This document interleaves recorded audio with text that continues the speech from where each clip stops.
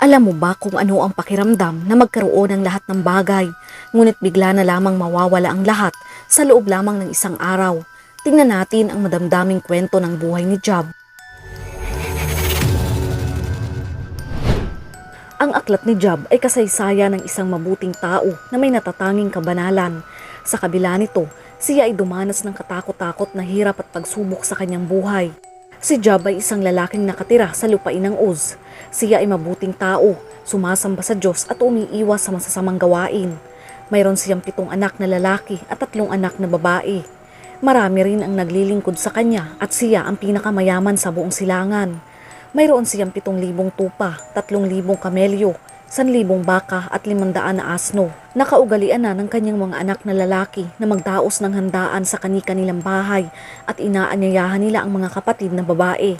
Tuwing matatapos ang handaan ay ipinapatawag ni Job ang kanyang mga anak para sa isang ritual. Si Job ay nag-aalay sa Diyos ng handog na sinunog para sa kanyang mga anak dahil baka lihim na nilalapastangan ng mga ito ang Diyos at sila'y nagkakasala. Pinahahalagahan ng Diyos ang kanyang lingkod na si Job dahil sa katapatan nito. Ito ay naging dahilan upang mainggit si Satanas. Dumating ang araw na ang anak ng Diyos ay humarap kay Yahweh at naroroon din si Satanas. Tinanong ni Yahweh si Satanas, "Ano bang pinagkakaabalahan mo ngayon?"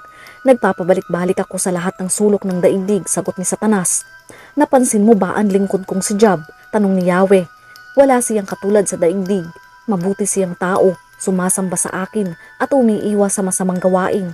Nagbigay si Satanas ng hamon sa Diyos at tinanggap ito ng Diyos na may kondisyon. Sumagot si Satanas, "Sasambahin pa kaya kayo ni Job kung wala na siyang makukuha mula sa inyo? Inaalagaan ninyo siya, ang kanyang pamilya at ang lahat ng ari-arian niya. Pinagpapala ninyo ang lahat ng kanyang gawin at halos punuin ninyo ng kanyang kayamanan ang buong lupain. Subukan ninyong alisin ang lahat-lahat sa buhay niya at harap-harapan niya kayong susumpain." Sinabi ni Yahweh kay Satanas, "Kung gayon, gawin mo na ang lahat ng gusto mong gawin sa kanya. Huwag mo na lamang siyang sasaktan." At umalis si Satanas sa harapan ni Yahweh. Pinahintulutan ng Panginoon na masubok ang pananampalataya ni Job. Kaya sinimulan ni Satanas na alisin ang lahat ng mga bagay sa kanya. Umaasa na isusumpa ni Job ang Diyos. Doon nga ay nagsimulang makaranas si Job ng katakot-takot na mga pangyayari. Isang araw, habang nagkakainan at nag-iinuman ang mga anak ni Job sa bahay ng kanilang panganay na kapatid, walang ano-ano'y dumating kay Job ang isang tauhan. Sinabi nito, "Kasalukuyan po naming pinag-aararo ang mga baka at nanginginain naman ang mga asno nang may dumating sa mga sabeyo. Kinuha nila ang mga baka at asno at pinatay pa po ang aking mga kasama. Ako lang po ang nakatakas upang magbalita sa inyo." Hindi pa ito nakakatapos magbalita nang may dumating na namang isa. Sinabi nito kay Job, "Tinamaan po ng kidlat ang mga tupa at mga pastol at namatay lahat. Ako lamang po ang nakaligtas upang magbalita sa inyo." Hindi pa ito halos tapos magsalita nang may isa na namang dumating. Ang sabi nito ay sinalakay po kami ng 3 pangkat ng mga kaldeyo. Kinuha nila ang lahat ng mga kamelyo at pinatay ang aking mga kasama. Ako lamang po ang nakatakas upang magbalita sa inyo. Hindi pa rin ito halos tapos magsalita nang may dumating na namang isa at nagsabi, "Habang ang mga anak po ninyo ay nagkakainan at nagiinuman sa bahay ng panganay nilang kapatid, hinampas ng napakalakas na hangin ng bahay at bumagsak. Nagbagsakan sila at nawala ng buhay. Ako lang ang natitirang buhay para magbalita sa inyo." Siguradong ang huling balitang ito ay makakasira sa isipan ng sinumang tao. Gayunpaman, iningatan ni Job ang kanyang puso't isip. Sa halip na sisihin ng Diyos, si Job ay nagpatira pa sa kanyang muka sa pagsamba at paggalang sa makapangyarihang Panginoon. Sa Job chapter 1 verse 20 to 22, tumayo si Job, pinunit ang kanyang damit at nag-ahit ng ulo. Pagkatapos ay nagpatira pa siya at sumamba sa Diyos. Ang sabi niya, "Hubad akong lumabas sa sinapupunan ng aking ina, hubad din akong babalik sa lupa." Si Yahweh ang nagbigay at si Yahweh rin ang babawi. Purihin si Yahweh. Sa kabila ng mga pangyayaring ito, hindi niya sinisi ang Diyos kaya't hindi siya nagkasala laban sa kanya. Si Job at ang kanyang asawa ay malungkot. Nawala ang lahat maging ang kanilang mga anak, ngunit nanampalataya pa rin si Job sa Panginoon. Hindi niya sinisi ang Panginoon sa nangyari. Muling sinubok ni Satanas si Job. Sinabi ni Yahweh, "Napansin mo ba ang lingkod kong si Job? Wala siyang katulad. Mabuti siyang tao. Sumasamba sa akin at umiiwas sa masamang gawain. Hinimok mo akong pinsalain siya kahit walang sapat na dahilan, subalit na natili pa rin siyang tapat sa akin." Sumagot si Satanas, "Kahit anong bagay ay ibibigay ng tao, huwag lamang siyang mawala ng buhay. Subukin ninyong sakta ng kanyang katawan at sigurado akong susumpain niya kayo ng harap-harapan." Kaya't sinabi ni Yahweh, Gawin mo ang gusto mong gawin sa kanya. Huwag mo lamang aalisin ang kanyang buhay. Kaya umalis si Satanas at sinaktan nito si Job sa pamamagitan ng mga pigsa at sugat mula ulo hanggang talampakan. Bagsak ang balikat. Nag-iisa at halos walang lakas para bugawin ng mga langaw na nagliliparan sa paligid niya. Nakaupo siya sa abo para ipakitang nagdadalamhati siya at isang piraso ng basag na palayok ang ipinangkakayod niya sa kanyang balat. Napakalaki nang nawala sa kanya.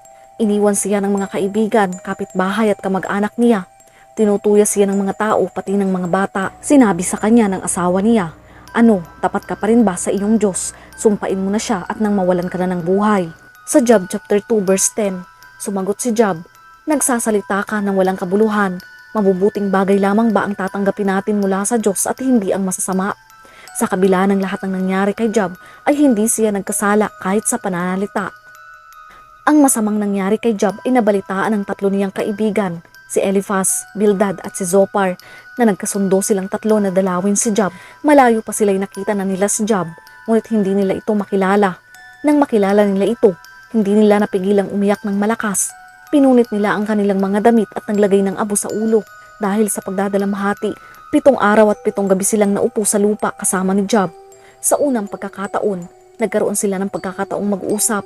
Sila ay nagtalo-talo at nangatuwiran ng mga ito na si Job ay pinarurusahan dahil sa kanyang mga kasalanan. Ang sakit umano ni Job ay malamang na dahil sa ilang kasalanan na ginawa nito. Sinabi pa ng mga kaibigan na kailangan ni Job na humingi ng tawad sa Panginoon. Ipinagpalagay din ng mga ito na ang mga anak ni Job ang nagdala sa kanilang kamatayan sa kanilang sarili dahil sa mga kasalanan. Mas masahol pa, iminumungkahi ng isa pa niyang kaibigan na anuman ang maling ginawa ni Job ay karapat-dapat sa higit na pagdurusa kaysa sa nararanasan niya ngayon. Sinabi ng mga kaibigan nito na ang mga taong mabubuti at walang kasalanan umano ay hindi nagdaranas ng gayong kasawian at pagdurusa. Si Job ay hindi kumbinsido sa sinabi ng mga kaibigan dahil batid niya ang kanyang katapatan at katuwiran. Ipinahayag ni Job ang kanyang kawalang kasalanan at ang kanyang kawalang katarungang pagdurusa. Doon ay pinag-isipan ni Job ang misteryo ng Diyos at dumaing siya sa labis na hirap na kanyang nararamdaman. Ang kanyang buong katawan ay puno ng mga sugat, inuuod at kumikirot.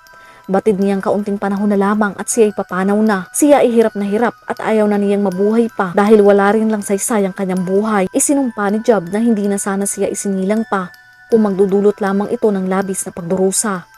Ikinalulungkot niya ang kawalang katarungan na hinayaan ng Diyos na umunlad ang masasamang tao habang siya at ang maraming iba pang tapat na tao ay nagdurusa.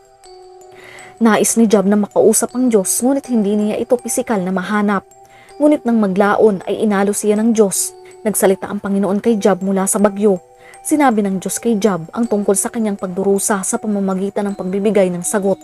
Ipinaalala ng Panginoon kay Job na siya ang Diyos, ang namamahala ng sansinukob sa lupa, sa mga bituin at sa mga karagatan, at siya ang may kapamahalaan ng lahat ng may buhay. Itinuro ng Panginoon kay Job ang isang mahalagang aral sa kung gaano kaliit ang alam ni Job tungkol sa paglikha at kung gaano kalaki ang kapangyarihan ng Panginoon. Nagsisi si Job at hiniling sa Panginoon na patawarin siya sa kanyang mga pagdududa.